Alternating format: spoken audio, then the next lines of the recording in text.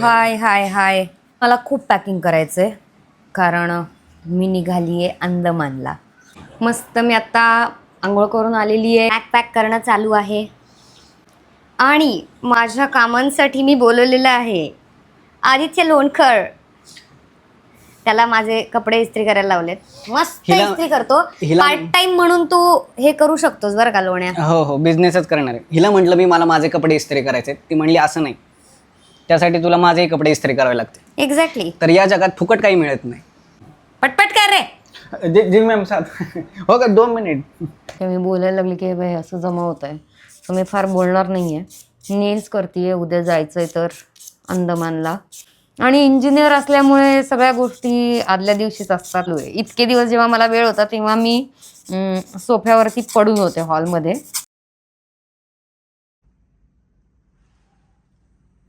मी चालली आहे अंदमानला with Island Vibes Vacations and Entertainment यांनी माझ्यासाठी जे प्लॅनिंग केलेलं आहे ते आता बघूच आपण. तुम्हाला या पूर्ण व्लॉगमध्ये कळेलच. लिटरली कोंबड्यासारखी दिसतीये मी. आणि घरून मस्त मैसूर पाक घेऊन गेले होते कारण फ्लाईटमधलं खाणं कोण खाणार. ओरेंजची भांडून विंडो सीट घेतली आणि मला सूर्य पलीकडच्या साईडला उगवतोय. दिसतंय का? ओके, मला सेपरेट रूम मिळाली आहे. माझे कपडे वगैरे सगळं इग्नोर करा, सगळं हे इग्नोर करा. But it's very cute. Absolutely आम्ही झोपलेलो नाही आहोत पण निघायचं आहे त्यामुळे आम्ही आता पटपट रेडी होतोय. आज आम्ही जातोय सेल्युलर जेलला. डे 1 सेल्युलर जेल पोर्ट ब्लेअरमध्ये. So let's get ready with me. हा माझा छोटासा मेकअप पाऊच आहे. This is my first experience with travel agency. आणि मला वाटलं होतं की ओके ओके ओके असेल काहीतरी आणि मे बी सगळं बेसिक असं काहीतरी असेल. पण इट्स अमेझिंग. आणि इतक्या कमी पॅकेजमध्ये हे डील मिळालेलं आहे. उद्या सकाळी उठून आम्ही एका ट्रेकला जाणार आहोत, ते पण मी टाकणार आहे. आणि हे सेल्युलर जेलमध्ये आपल्या क्रांतिकारकांना काय काय शिक्षा झाल्या ते सगळं बघून अंगावर काटा आला होता लिटरली. आणि त्यानंतर सावरकरांची कोठडी पण पाहिली. रडायची बाकी होते फक्त. तिथून आम्ही गेलो फ्लॅग पॉइंटला. हाय. सकाळी 3 वाजता उठलोय आणि ॲक्च्युली 2:30 वाजता उठलोय. 3 तास झोप झाली आहे फक्त. आणि आम्ही आत्ता चाललोय बारटंग व्हॅलीला, म्हणजे ते लाईमस्टोन केव्ह वगैरे तिकडे. आणि अपॅरेंटली तिकडे खूप सुंदर केव्ज आणि या सगळ्या गोष्टी आहेत. पण इथे लवकर येऊन थांबायला लागतं कारण की इकडे खूप कार्स आणि या सगळ्या गोष्टी आहेत. ओके, सो पोर्ट ब्लेअरवरनं इथे यायचं आणि इकडनं आपल्याला फेरी असते. ते एक चेकपोस्ट आहे, तिकडे आपल्या सगळ्या गोष्टी दिल्या जातात, IDs आणि हे सगळं. सो ID कार्ड सोबत ठेवायचं. बोट्स जातात. एक 2 आय थिंक बोट्स असतात, त्या तुम्ही क्रॉस करून जायला लागतं. एक बेसिक असते काहीतरी 900 रुपीज फेअर आहे त्याचं. एक साधी गव्हर्मेंट बोट असते. सो बरंच ट्रॅव्हलिंग बरंच आहे. मी मग इथून पुढे 1.5 तास इथे थांबून मग पुढे जायचं. माझ्या मागे गाय येते.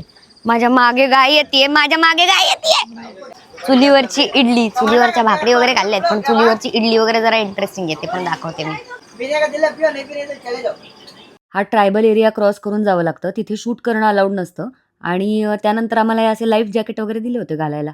पडलो बिडलो डुबलो बिबलो असं बोटीतून घेऊन जातात आणि त्यानंतर आपल्याला लाईमस्टोन केव्स दिसतात. त्यांना हात लावणं अलाउड नसतं बाय द वे, ते काळे पडतात. 2-3 किलोमीटरचा ट्रेक असतो, तो करूनच आम्ही दमलो आणि त्यानंतर परत घरी आलो आणि गप झोपलो. सॉरी, घरी नाही, रूमवर. 3rd डे आणि आम्ही निघालोय. 3rd डे आहे आणि आम्ही निघालोय हॅव्लॉकसाठी. माझे आई बाबा फारच खुश होतील. 12 वाजता उठणारी आणि आंघोळ न करणारी पोट्टी हांगोळ बिंगोळ करून हॅव्लॉकला जाताना त्या फेरीमध्ये इतकं ऊन लागत होतं. जुगाड बघताय ना भाईचा. पण खूप सुंदर आहे यार हॅव्लॉक, अजिबातच मिस करू नका.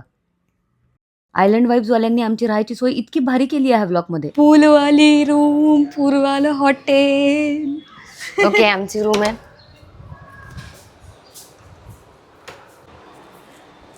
हे काय बदक किंवा हंस जे काय असतं ते पण आहे.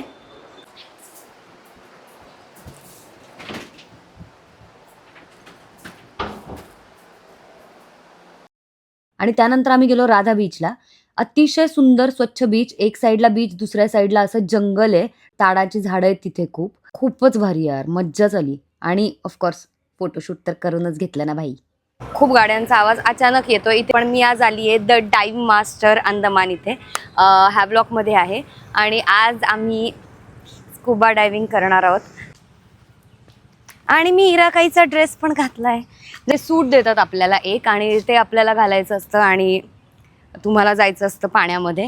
मला स्विमिंग आणि हे सगळं तर म्हणजे मी जस्ट करायला लागलीच आहे, त्यामुळे खूप भीती नाही वाटत आहे अजूनही. पण स्विमिंग पूलमध्ये ते पण 4 फूटच्या बेसिकली तुमच्या हाईटच्या स्विमिंग पूलमध्ये पोहणं आणि याच्यामध्ये पोहणं इज अ डिफरंट गेम. समुद्रात पोहणं. फुल कुठे गेल्यानंतर फुलं चोरायचे, लोकांना न विचारता फुलं तोडायची त्यांच्या झाडाची, याला काहीतरी लाज वगैरे किंवा काहीतरी आतमध्ये काहीतरी पाहिजे जे माझ्यात नाही आहे clearly. Hi, so we are ready for our first scuba dives. आणि डाईव्स ना, आपण तिघीजणी म्हणल्यावर ती डाईव्स येणार ना. आता कधीतरी इंग्लिश बोलते, धड बोलते तर बोलू देत नाही. आम्ही आहोत आत्ता द डाईव्ह मास्टर्स हॅव्लॉक. घाबरलेलो आहोत. इथून पुढे आम्हाला फोन नेता येणार नाहीये.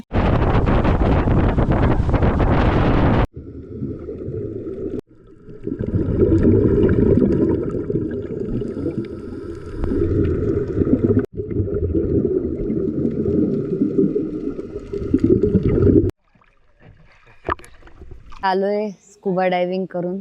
मी काही असं रडणार बिडणार नाहीये आणि इट वॉज व्हेरी इझी. आणि प्रत्येक थोड्या वेळेला देवर आस्किंग की तुम्ही बरे आहात ना वगैरे, हे सगळं देवर मेकिंग शुअर की आम्ही सगळे ओके आहोत. खूपच भारी होतं यार. खूप मासे होते आणि मी एक एवढा मोठा मासा पाहिला. त्याला गुफर म्हणतात. ते सुरुवातीला काही कळत नाही, एक साधारण 10-15 मिनटं तुम्हाला कळत नाही की काय चाललेलं आहे आणि सारखं स्वतःच्या श्वासांकडे लक्ष जातं. Island vibes, thank you so much. आम्ही एकच गोष्ट शिकलो यातनं, सिर्फ सांस लेते रहो. सो डे 5 आम्ही इथनं गेलो नील आयलंडला. अगदी माझं ऑनेस्ट ओपिनियन विचारणार असाल तर नील आयलंड तुम्ही खरं तर अवॉइड करू शकता. खूप लोकांना ते नॅचरल ब्रीच वगैरे बघायचं असतं किंवा भरतपूर बीच पाहायचं असतं. तर काही खूप विशेष मला वाटलं नाही. नॉर्मलच बीच होतं आणि नॅचरल ब्रीचच्या इथे खूप गर्दी असते. बाकी तिथे काहीही नाही आहे. एक साधा दगड आहे, तुम्हाला ते पुढे दिसेलच. मी तर म्हणेन की हॅव्लॉकमध्ये अजून एक्स्ट्रा दिवस मी थांबायला पाहिजे होतं. आणि तिकडे एलिफंटा बीच म्हणून आहे, तिकडे जरा ॲक्टिव्हिटीज वगैरे करायला हव्या होत्या. Okay, not so good. Ross Island is very nice. आम्ही नील आयलंडला आमचा स्टे खूपच भारी होता. Again thanks to island vibes. आणि नेक्स्ट डे आम्ही गेलो फेरीने परत पोर्ट ब्लेअरला आणि तिकडनं डायरेक्ट रॉस आयलंडला गेलो. रॉस आयलंड खूप सुंदर आहे. तिकडे असे हरिण, मोर आणि असं सगळं आहे आणि असं ब्रिटिश काळातलं सगळं स्ट्रक्चर आहे ते पाहायला मिळतं. अतिशय सुंदर आहे रॉस आयलंड, ते मिस नका करू. पण नील आयलंड मी तरी म्हणेन की तुम्ही अवॉइड करू शकता. स्कुबामुळे जी काही सर्दी झाली होती ना मला भाई, मग परत आपल्या नॉर्मल गेटअपमध्ये आले आणि आम्ही परत आलो मुंबई. आता नेक्स्ट ट्रिप कुठली ते नक्की सांगा. Okay, bye.